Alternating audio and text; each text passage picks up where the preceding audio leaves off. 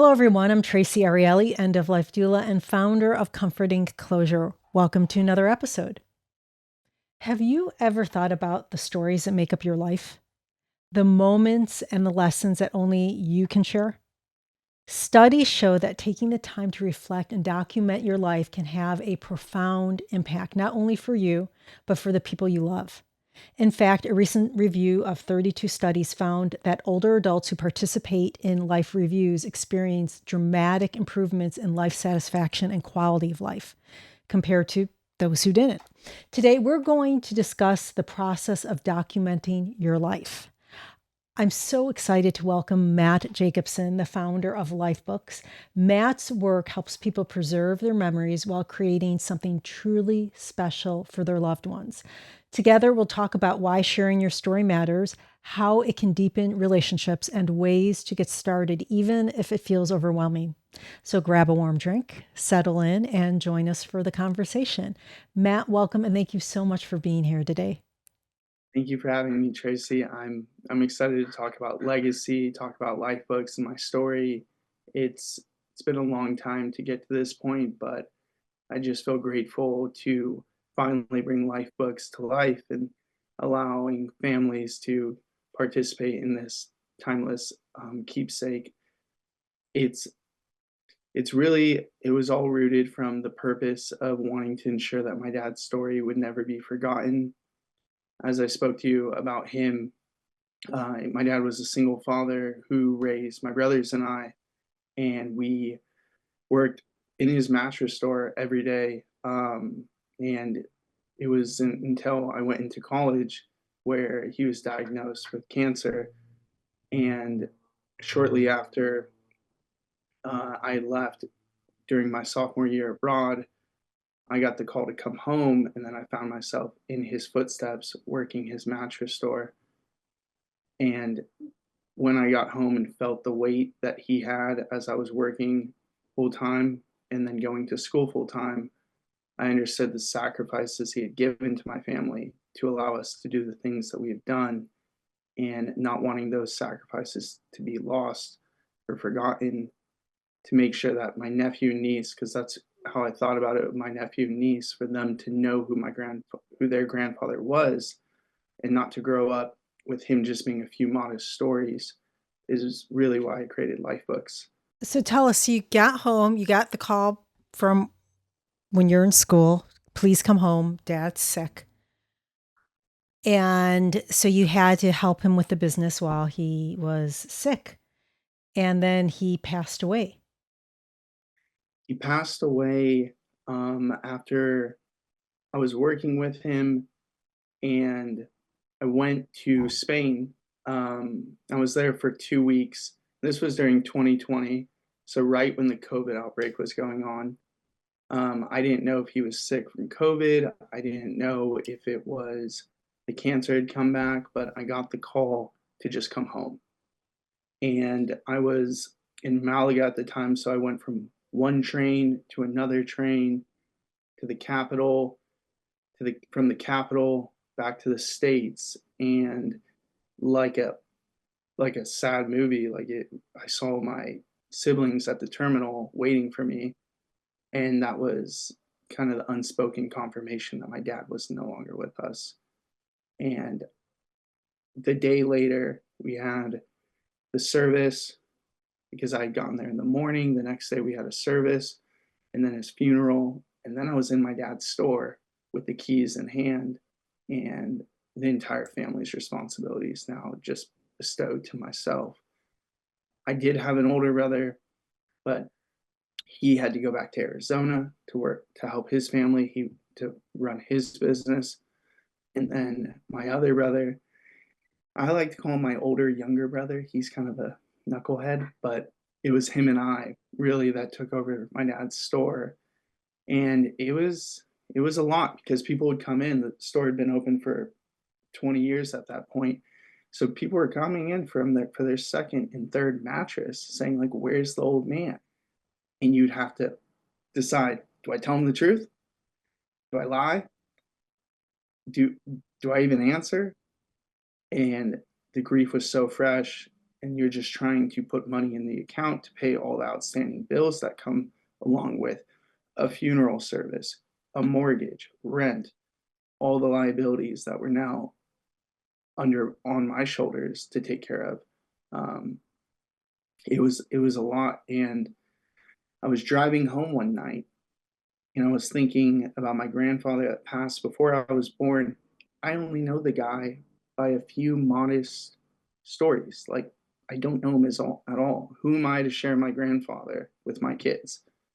Then I thought, my nephew and niece at the time, how are they going to grow up to know my dad? Is he going to be just a few modest stories? Is his memory real? Like, what about all the lessons he instilled, the virtues he carried, his legacy that was inscribed through his trials and his determination to be an entrepreneur for the family and persevere through all this, being a one-man band and a single father and having to work all those hours. Um, Yet my dad would never come home and bring work with him, and he would he would always be happy to hang out with his boys and just to take his memory and for it to be shared, a few stories here and there with my kids that would grow up to not know him, or my nephew and niece rather to grow up to not know him. Then what would his memory be in the next generation? It wouldn't exist. It would be just hardly anything, just a name, an occupation, and maybe a token of respect. But the the thought of writing a book came to me I was driving. It probably shouldn't have been because I was crying nonstop, just saying like, I'm gonna write a book. I'm gonna write a book. I'm gonna write a book.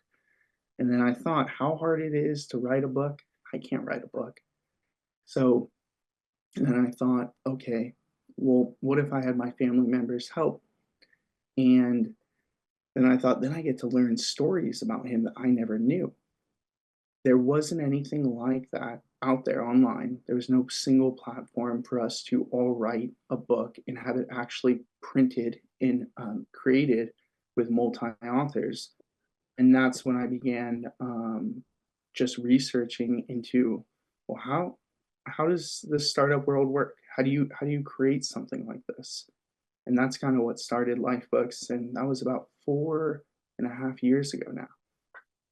Well, congratulations on making the first 4 years. That's wonderful, and it's such a unique offering because you're not talking about having one person just write their story. You're talking about that person could be living, writing their story, and having other people contribute, and or that person can be gone, and having people write stories about that person. Yeah, there's so for our beta, we tested with families who had lost a loved one. But when we launch in March, there'll be three formats: making a book, making a life book for a loved one, for loved ones, because oftentimes, our grandparents die within proximity of each other in the date, within a date range, or you want to just honor two within one book, or to write a book with a loved one. I think it would have been an amazing token to have my dad's contribution to his own life story. Um, of course, we didn't get that, but going forward, we'll be adding the ability for you to create a life book with your loved one, because why not have them, if they're facing a terminal illness or they're just coming to an older age, and understand their time is scarce, and that limited time to be able to capture their perspective in how they grew up, what they experienced and faced, not only just the stories from the family and the close friends, but their take on it as well. That would enhance the timelessness of what a life book is. What to you, what does legacy documentation mean, and why do you think it's so important that life review, that legacy documentation? To me, a family is a beautiful painting. Um, Continued painting over painting as you're painting the canvas.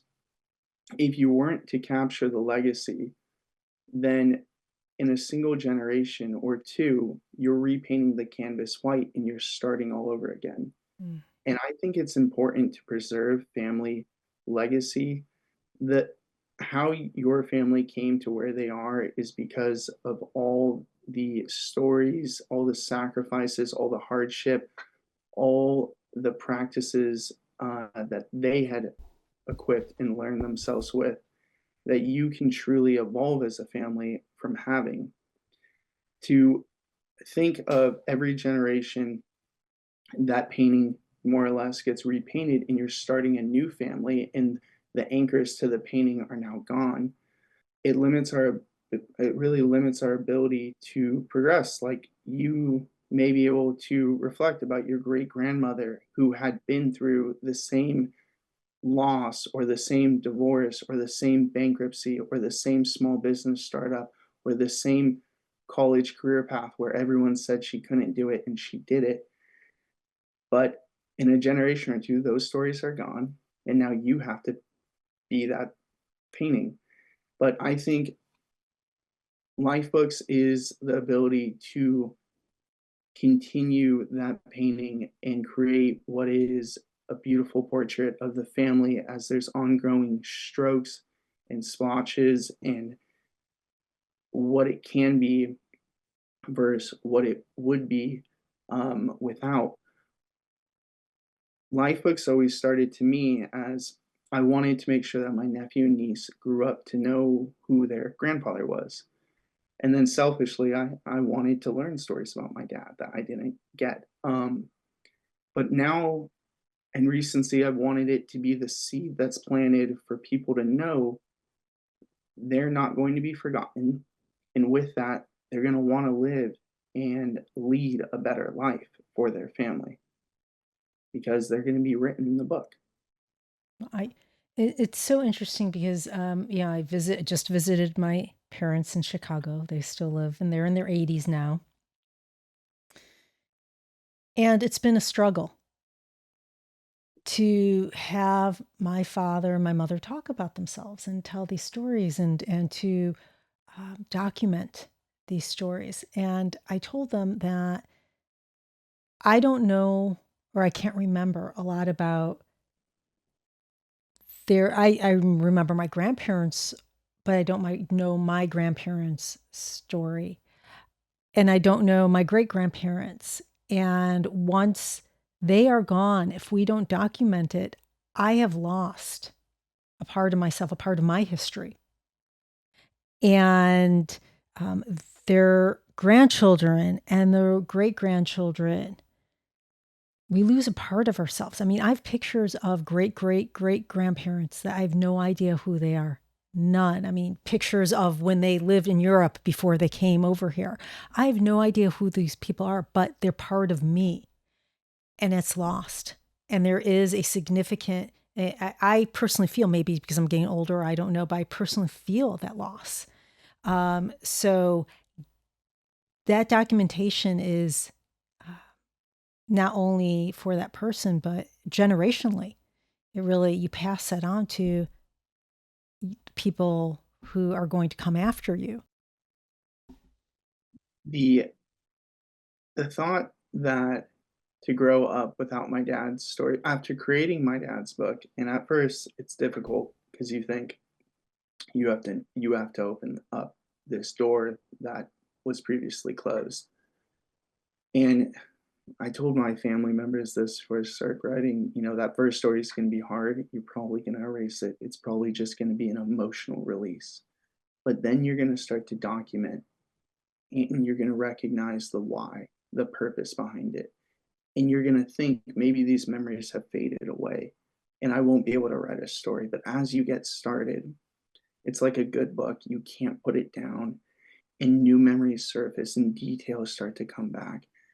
And what you're able to capture, and now that I've made my dad's book, what my family and I have been able to capture is is a representation for who he was, um, who he is, and really just to learn from that, to really understand the hardworking, relentless, sales driven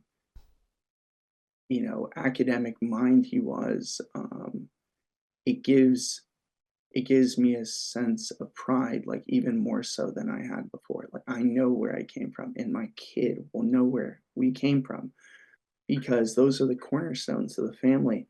And you're building the tree of the family, and to look at photos, it's like to go to a really large a really large family party, and you gotta ask, you know, the name of the person sitting across from the table because you don't even know. And at that point, um, when the family becomes disconnected, it's back to that blank canvas of restarting anew. Um, I think that it's sad too because after a funeral or a memorial service, you have the the idea that not everyone will be under the same roof again. And a lot of people at that service won't even be around in a year or two because they're coming to their age. LifeBooks brings a reason, a why for us all to get back together and to celebrate and honor. And if the timeless keepsake that it is, a physical book, not an online forum, not a running Google Doc, but the tangible artifact that wherever you travel, you have their stories with you. Because I know that for my uncle that lives in Santa Rosa, or for my aunt that lives in Denver, they're going to have my dad's book, and my dad's buried out here in Southern California, and they may never visit his site again since that point, but he will always be on their coffee table. His story will always be around. I wonder why it took so long for there to be something like this. Um, because for us to bury or process of cremation, for us to move on from our loved ones so rapidly as we do, in the sense of going back to work, there's no ongoing celebration. There's more so just being back in the system that we are in America, where, we work, we sleep, we eat, we work, we sleep, we eat. But the heritage aspect has definitely um, has definitely diminished over time. And I only think that if it perhaps it's systematic, what better way to make us a worker bee than for us to forget about all the work that had already been laid out and put us back into the same rat race cycle, you have it, that is, the corporate way of America.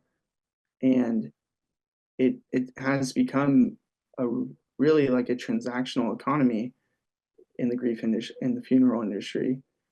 And there is so many other ways to celebrate our loved ones, and many other countries treat death differently than America. But Western countries are typically very little ritual oriented, and those ceremonies that are in other countries are the representation of the family, the heritage, the virtues, the strength, the resilience. It really breaks a family down when you don't know where you came from.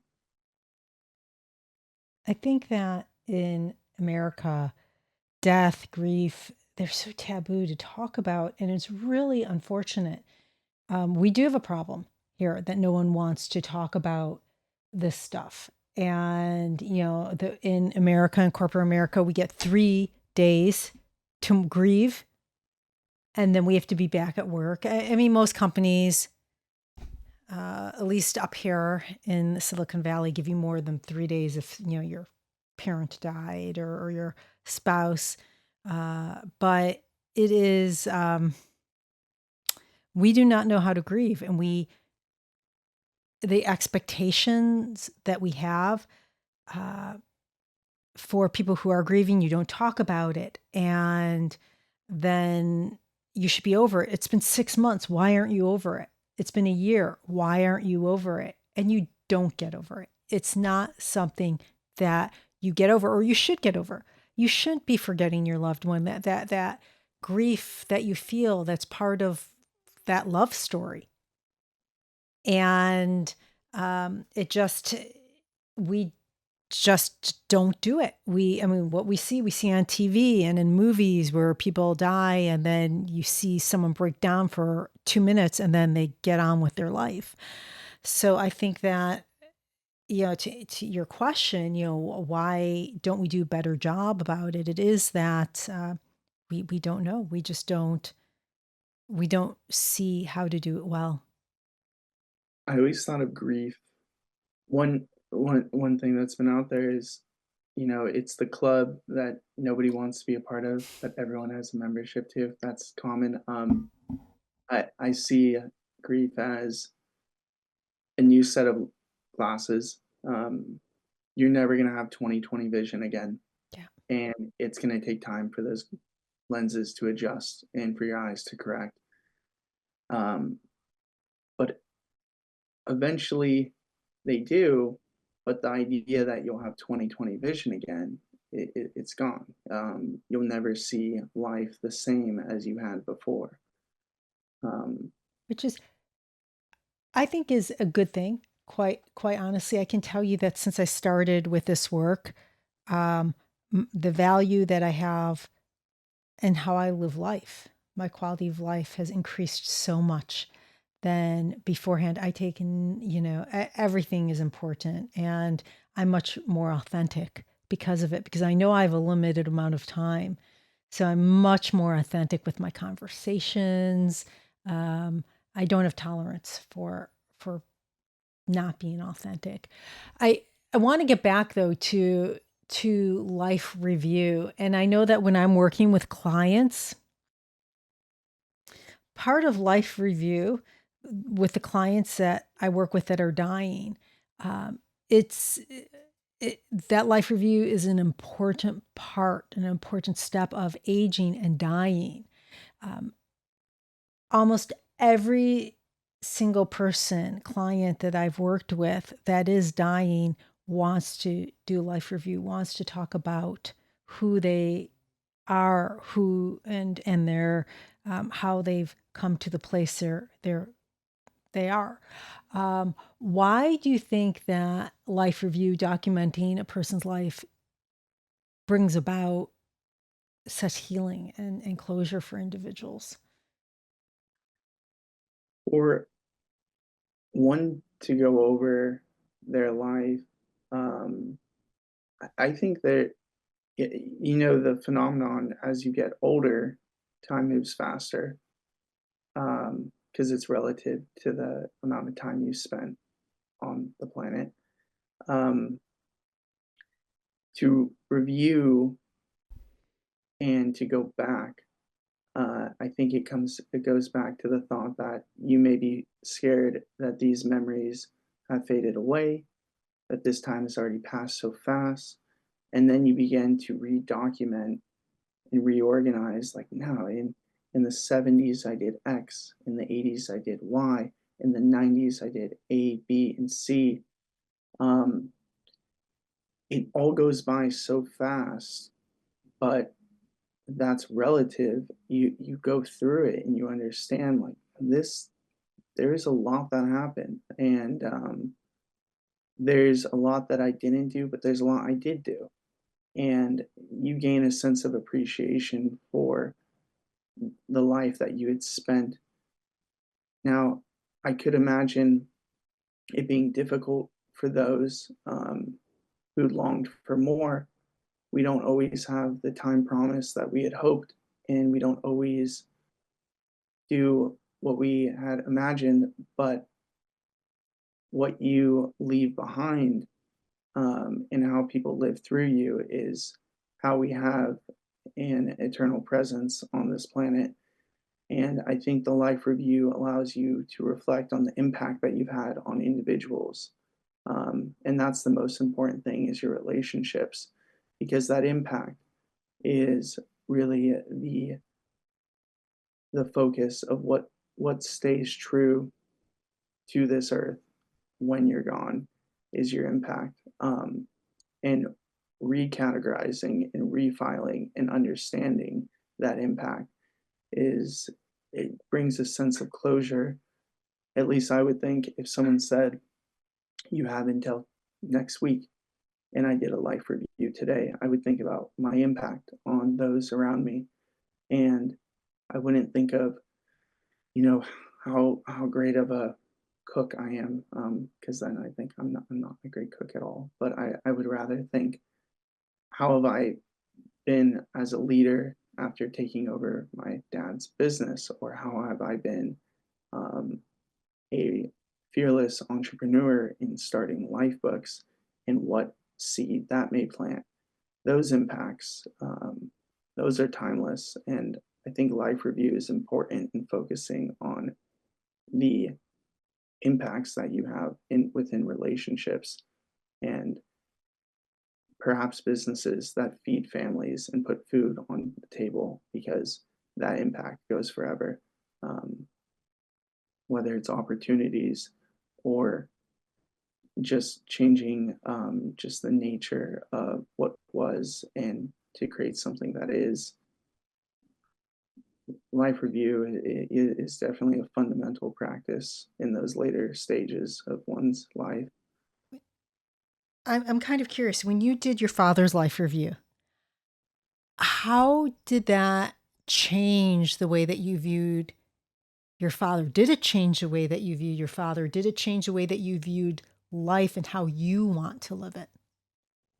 Um, when I did my dad's life book, um, I and when reviewing like the stories that I had of him, it didn't it didn't change anything but reinforced everything.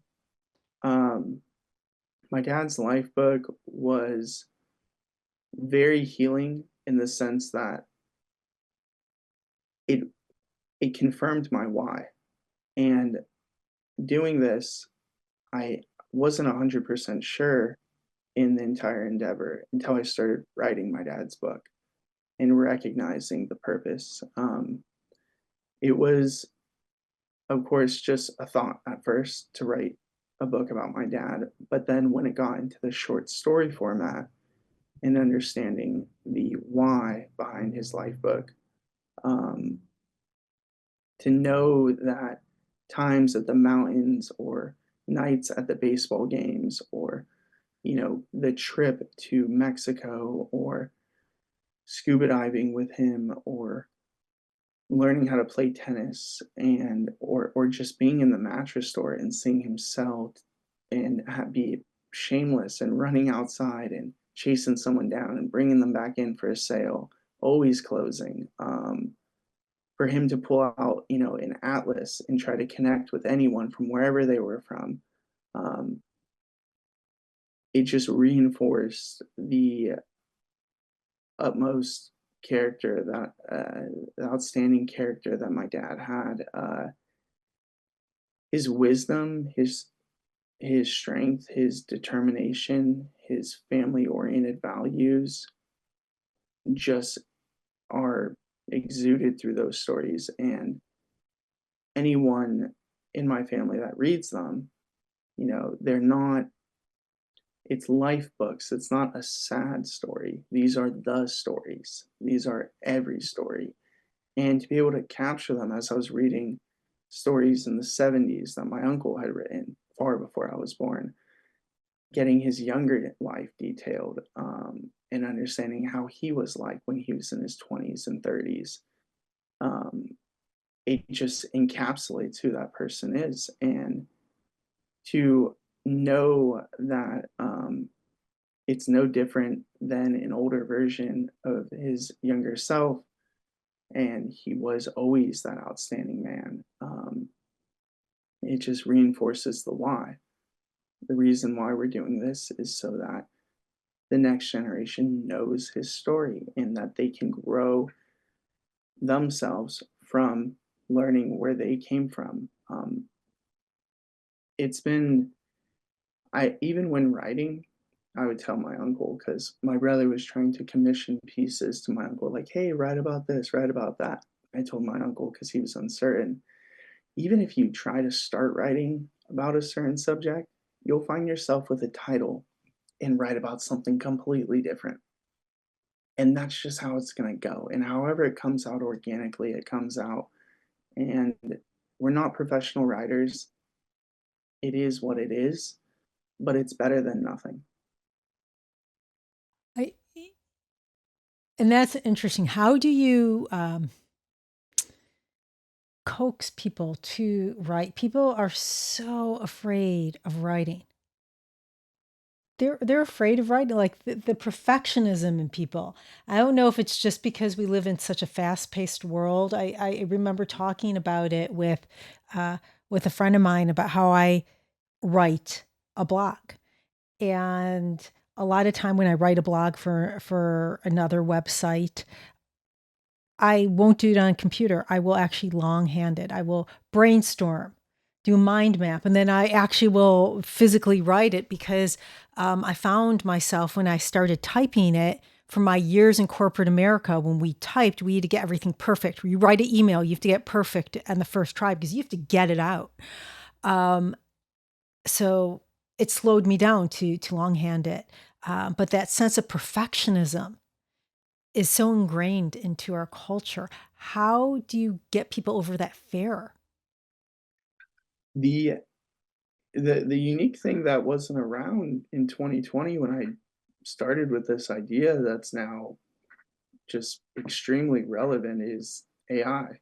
Um, and though you may think that it could, you don't want something to write your story for you, our LifeBooks incorporates AI that will rephrase and tighten up your writing. It more so does copy editing. So for you to feel this sense of, I'm not really comfortable with this submission, and you just highlight and click a button and it tightens it all up without taking your voice away, that's been a major adaptation that has really kind of dealt with that kind of hesitancy towards writing. Now, there are those who may not participate in the first book for whatever reason. Maybe they're uncomfortable opening that door, or they just don't have the time. It doesn't fit their schedule. That's not to say that they can't be part of a second book that comes out that has more contributions to it. Um, LifeBooks is price very reasonably, like a high school yearbook.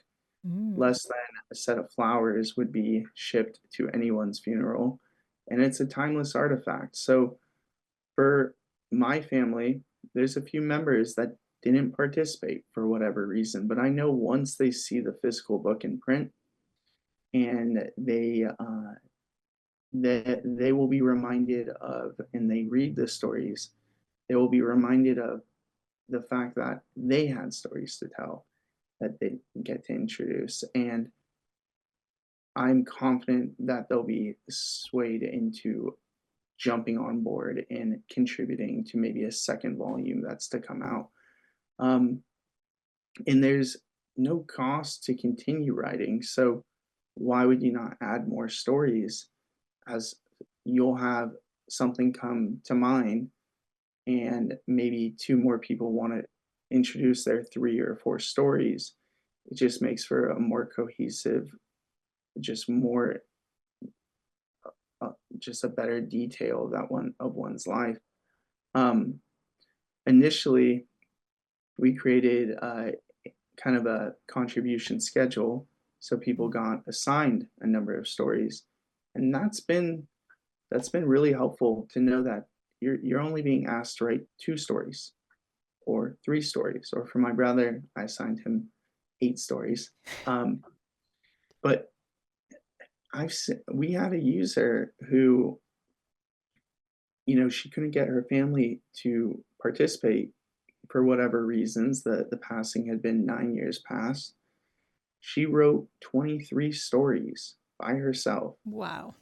created the entire book, and her and I have talked. Her family's going to see this and they're going to read the stories and recognize the power and the why and the purpose.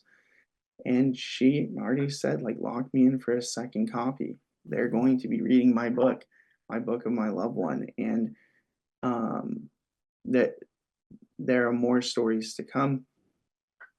The more that's captured, the more treasured this is.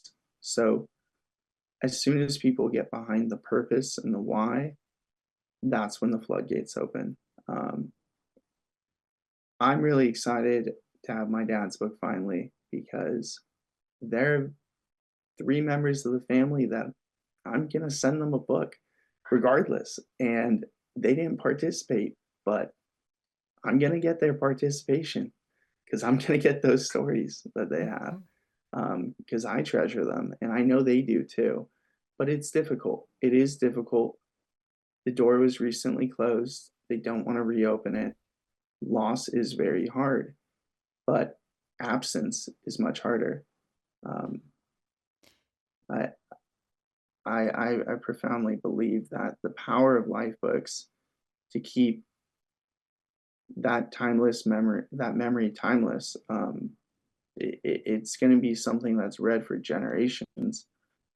How could someone not want to participate in not just a trinket, but a very powerful tribute that will stand the test of time, um, and will be an immense tool in the family as the family grows, knowing where they came from. And that's everything. Um, So this is a two-parter questions. What are the key items that should go into a life review to make it meaningful? And then can you walk us through the process, the life book process that people are going to go through when they come to your site and decide they want to do this? so the the first question, what are the key items that go into creating this type of life book, this type of memorial book? And then what is the process like? The key items that go into creating a life book are going to be stories, rather contributions, and it could be stories. In my family, we focused on short stories. My mom had written a poem. My aunt wrote two stories and a poem, and my uncle wrote stories and songs because he played the guitar and made music. He wrote two songs. There's no there's no limit, or there's no restriction in terms of what could be part of a life book. Um, Anything is everything, and the other components would be photos. And one of the new features that we're going to have is video and audio. Wow. Why why would we not have the video of my dad hitting a tennis ball 100 mile per hour next to the actual story? Mm. So those are going to be captured on the corner of the pages through QR codes, kind of enhancing that story. And then we all have videos in our phone or, past recordings that we want to upload regardless of a story or not. And those are going to be captured in the video and audio gallery. That's going to be uh, in the book as well. The book, the process of making a life book, it's a 3 month contributing period. So families have 90 days to create this. And it may seem like a long time, but with the use of the tools that we have, from inspirational topics to story framework to the AI features, it's once you get started, it's hard to stop. So 3 months, the family invite their loved ones to join them in commemorating this individual's life. And during that time period, they're writing stories, uploading photos, video, audio onto a singular platform. And when you're writing your story, you can work on it and then you publish it and then it appears on the dashboard for others to read and engage with. In that sense of conformity, we're all doing this together to celebrate this person's life. It makes it much easier for individuals to begin writing because it's difficult as you think, I have to do this on my own. No, you have your siblings, your aunts, your uncles, your mother, your father, you have them side by side as you're honoring this individual's life by writing your details of your interactions with them. Once the book is finished, and that comes to the end of the 3-month contributing period, all the all the contributions get taken by our book engine and formatted acutely for print in a hardbound. And then that book is, of course, when the lead signs up, they already reserve the order of one book, but anyone can order that book. And that life book, when it comes in, say there's family members that didn't get to order the book because they didn't really know what it was going to turn out to be, they can always go back in and reorder a copy of their loved one's book. And if family members feel like this isn't the right time of year, the holidays are coming up, or someone is traveling that's a major contributor, the families are allotted an extension period so they can extend their book by an additional 3 months because LifeBooks will be printing quarterly on my dad's birthday, March 3rd. That's when we're launching, so I'm excited about that. From that point forward, we'll be going to print quarterly. And sometimes things come up and families can't finish their book, but having 6 months to finish their contributions, whether it's 3 short stories from 10 individuals or 2 front runners that are writing 10 stories each and 2 others that are writing 2 stories, the number of stories, the number of photos, because of our book engine, they it does not have to be 30,000 words. It doesn't have to be 20,000 words. There's a very small minimum that we have to hit for us to be able to scale the photos, increase the text for it to reach the number of pages that makes a life book. Now, a life book does come in a 100-page print, and that's because we want the book to have a great dexterity. We want to feel like a sense of luxury, not some cheap, flimsy photo book with 14 photos and 15 captions and maybe 2 shorts. We want it to be an artifact that's going to stand the test of time, that's not going to be put in a cardboard box, but that's going to be held and treasured within the family. Once the book goes into print and the contributing period closes, the online visual will close as well. But that's where, if you wanted to add more stories, like for a second volume, you can request to reopen the platform. We'll naturally be opening it back up on an anniversary basis, but if family members want to join in to be part of the next print date, they can request to reopen the platform. All their data is secured and preserved. In fact, to keep data safe, we do something called air gap, where we pull the data off the web and we put it into 2 hard drives. One is at my developer's house and one's at mine inside of our fireproof safes, because I understand the sensitivity of all this information, and I would never want my dad's story to be exploited against me. So we're not even going to leave this online, and that's why it has to be requested to reopen, because then we'll put it back online and allow the families to continue contributions if they're in need of a second volume or third volume. But it's a really seamless platform in the sense of, if there's a member in the family that can't type, maybe they have arthritis, maybe they like pen to paper, they can take a recording of themselves reading the story or sharing the story, and that can be included in the book as well. Everyone has an iPhone nowadays or an Android that can take a video, and those stories can be added to enhance the book during our next update for the launch in video format. There's something special about that, where you get to hear the voice, and feel the sense of emotion, the pitches in just the love, um, or the laughter. It brings a sense of nostalgia that can't really capture on paper. So we're really excited about the idea of being implemented of having the video aspect too.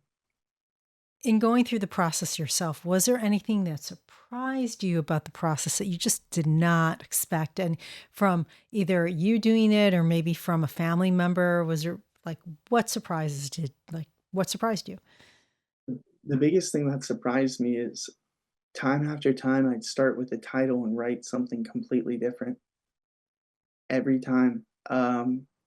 Or it surprised me to think that, my brother once said, I don't want to read your stories because I don't want it to, influence my writing. But we both were surprised, but by engaging and reading each other's stories that were published, we just felt more amped than ever to continue writing because he had a take that went this way and I had a take that went that way, and they never influenced each other or nothing diluted anything. It just added to it. So he was worried and I was worried to read each other's stories, and then we read them, and then all we did was share each other's stories back and forth, and that cooperation, just we're on the same team. We're both trying to capture the same thing. He's 7 years older than me, so he had a completely different understanding of the story than I had, or he had a better understanding because of the age difference. And it was the other thing is we, as humans, we love to procrastinate, and it was funny when I was on the phone with my developer in the last 3 weeks versus the opening 3 weeks. We had more activity than we ever had, Mhm. and I would say that once individuals got started, and I saw some testimonials on TikTok, which is no longer with us at this time of this call, um, to uh, to Instagram, um, not just the power it had for my family, but the cathartic release that it had for everyone else that participated. It really it melted my heart. It was really pure. I didn't ask them to publish these testimonials. They just did it on their own accord. And one in particular, I watched 3 times. Every time I got into near tears because of how she relayed the story of her sister. Um, it was very heartwarming to know that it's not just a tool for my nephew and niece, but it's a tool for the individual. So that why is just so profound. And it brought a sense of closure, I believe, to everyone that participated, that got it off their chest. My uncle was reading, he's a doctor, so he's old, an old doctor. He And didn't want. when he listens to this, he'll be so grateful that you called him the old doctor. Well, I call him doctor. I give him that token. He's a surgeon. I tell him, "You're a surgeon. You're a surgeon." So he wanted to write his stories instead of type them, and he asked me to transcribe them for him. Mm, And I said, "Send me a picture of your first story." yep. I couldn't read the first 3 words of what he had written. So, as a doctor, notorious for his handwriting. I mean, half of it was layman's English, the other half was cursive, and it just kept confusing my brain as I was trying to read his handwriting. So I went over to his house and he's reading his stories for me as I'm typing. And this is, of course, before we have the audio and video features. And as he's reading, he's smiling, he's laughing, and he's crying. And I could feel the sense of joy in him capturing his younger brother's story and how powerful it was. He even texted me today, when can I see the online version? Like I gotta read. Like he's itching. And he was so hesitant at the beginning to get started. because he feared that he didn't remember much. But then he told me, like, I'm going back to the 70s, and it's a little faded, but it's there. Those stories are there, and he had thanked me for just pushing through all the trials that came way with creating LifeBooks, because it wasn't easy. Um, the manufacturing, the coding, the patent work, like everything was taxing. And meanwhile, I was running a family business, finishing my degree, trying to make this come to life. Um, my dad's life book, for it to be real, for it to be tangible in just a couple of weeks, is just going to be such a major instrument for my family.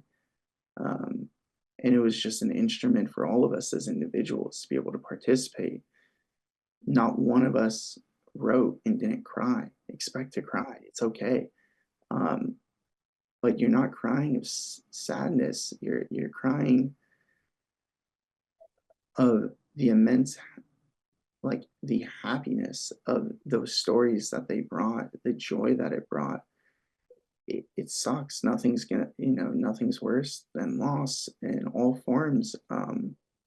But eternal loss, for those stories not to have been captured, is far worse, in the sense that their memory would have meant nothing in 100 years, because all those stories would be virtually gone.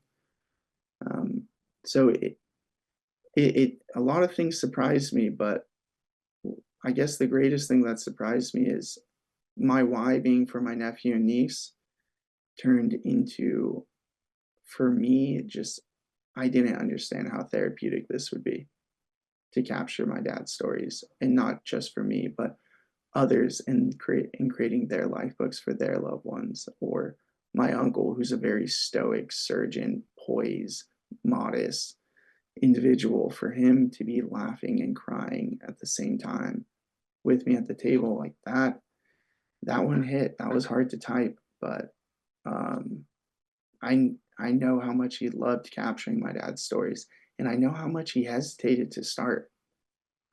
He said he was going to do one story. He did six, and they were 3-page stories, amazing stories, about my dad. So it doesn't take much in terms of how much do you have to write.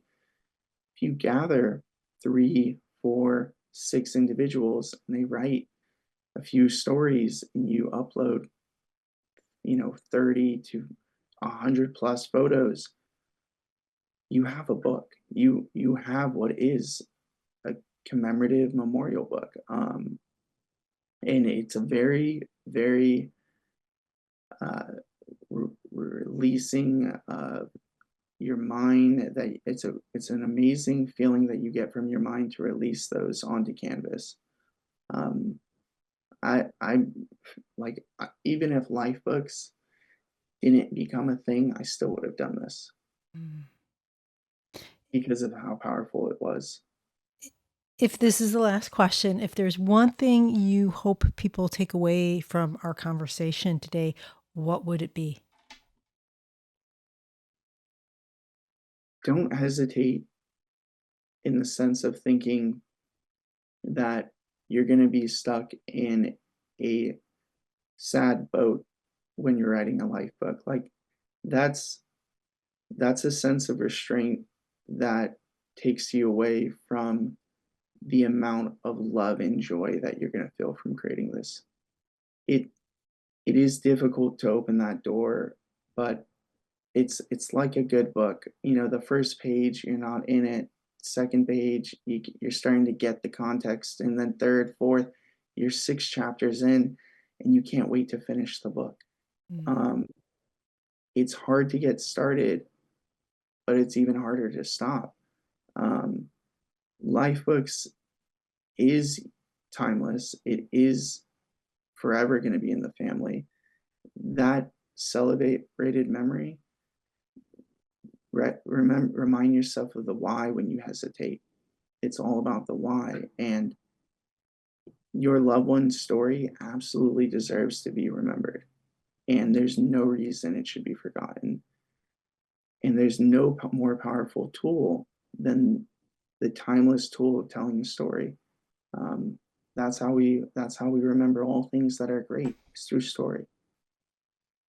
Matt, thank you so much for being here and sharing your experiences with us today. Your work in helping people document their stories is really inspiring and reminds us all of the power of storytelling, as you said. Before we wrap up, can you share with our listeners how they can learn more about LifeBooks and get in touch with you? Yeah, of course. Thank you, Tracy, for having me. It's been an honor to be able to share my purpose, my why, and my story. If you'd like to get in touch with me, you can reach out through our website at lifebooks.io or from our Instagram at lifebooks.io. And my email, everything gets directed right now to either my partner or myself. And I'm very happy to help any professional, any individual, any charitable organization bring LifeBooks as a new legacy tool and offering for families and all the above. Wonderful. Listeners, our stories are the bridges that connect us to the future generations. Reflecting on your life and sharing your experiences is more than just preserving memories. It's about giving future generations of your family a sense of where they come from, offering them the lessons and wisdom you've gathered along the way. Your story has value, and sharing it ensures that future generations not only hear your voice, but feel the guidance and love you leave behind. Thank you for joining us. If you have any questions, please comment below or reach out to me directly. And if you found this conversation to be helpful, please like, share, comment, and subscribe. This is Traci Arieli from Comforting Closure, wishing you peace and comfort in your journey. Until next time, take care.